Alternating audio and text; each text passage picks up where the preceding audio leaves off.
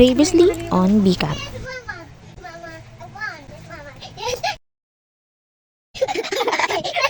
You want what? No, no, I'm sorry. Yes, mama. Yes, mama. Yes, mama. Sorry, no, next time. No, sorry. Milk time. Charging ang bata. A few moments later. Gusto ko lang naman sana umidlip. Pero may ibang balak pala siya.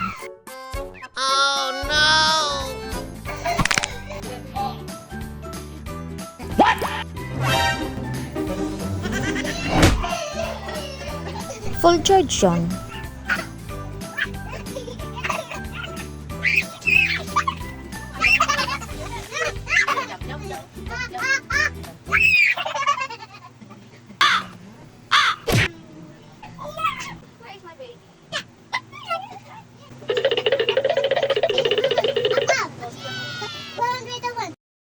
Magbibilang pa talaga eh.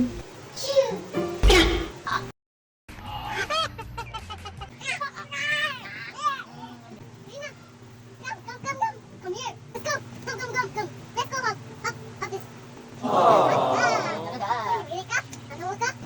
Hindi naman doon sa tuyo. Tulog daw, dahil alam. Wake up! Oh, wake up. Why? I want my punchman. Gusto ko lang naman umidlip, pero... Ay, naglaro na siya mag-isa.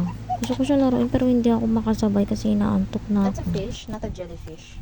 Tiniis ko na lang. Kailangan niya magmerienda din. Kaya binigyan ko siya ng gusto niya. Tsaka ko na. Anong pakailam. Basta, maalagaan lang siya. Pero inaantok talaga ako. Tsaka ayoko lang ganito, no? Para kung magkakasakit araw-araw. Nakatulog kami neto alas 6 ng gabi. Tapos ito bumungad sa akin ng 1:00 ng madaling araw. Walang man lang nakaisip na linisan lang yung pinggan o ano. Mahirap talaga pag ikaw yung inaasahan gumalaw-galaw sa bahay. Kakain dapat ako kaso nagising din yung baby ko. Kaya pinatulog ko muna siya at pinag-breastfeed ko muna siya. Tapos utas ko kumain. Nagtry ako magpasa ng mga files ko kasi nga puno na yung storage ko. Nabot na ako ng alas 3. Ang totoo, alas 6 to. So, the next video na lang.